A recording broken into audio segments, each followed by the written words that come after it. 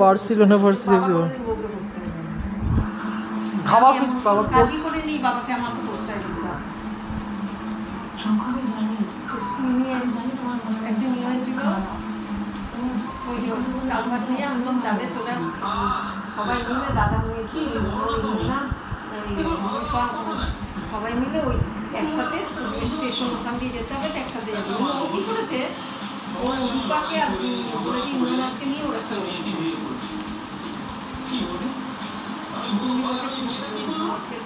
স্কুলে যায়নি, তো বাবাকে নিয়ে ডাক্তার কাছে গেছে, বলছে না এই হয়েছে বলেছে। তারপরে পুলিশ ডাইরেক্ট আমার কাছে এসেছে, আজকে বারবার যায়নি শুনে আমি বললাম না এই হয়েছে। তারপর আমার সাথে বলছে আমি হ্যাঁ শোনো, আমি যখন ঠিক করেছিলাম আমি 4 জনকে একসাথে কথা বলবো, আর তুমি সেখানে বাড়ির ছেলেকে বাদ দিয়ে তুমি ওদেরকে একসাথে পাঠিয়ে দিল।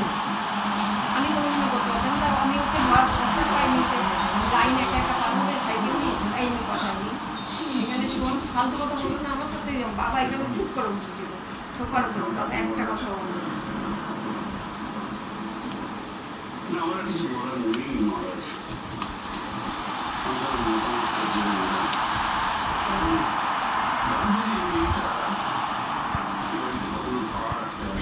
ওকে কিন্তু আমি এবার দরজার ভিতরে ঢুকতে দেবো না। আমি নিজে ঢুকতে দেবো।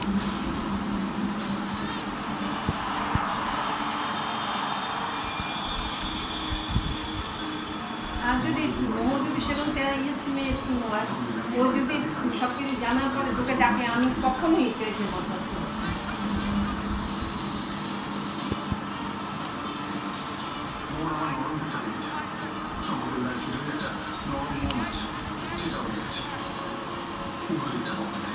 উল্টো দিকটা কিন্তু হয়ে গেছে।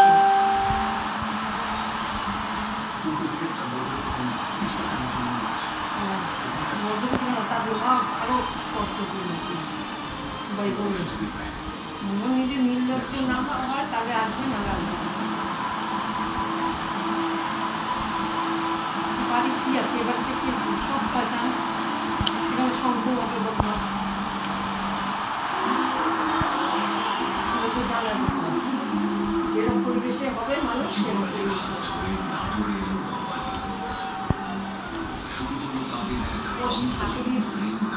শাশুড়ির পেটে বুদ্ধি আছে তাই ও জানে।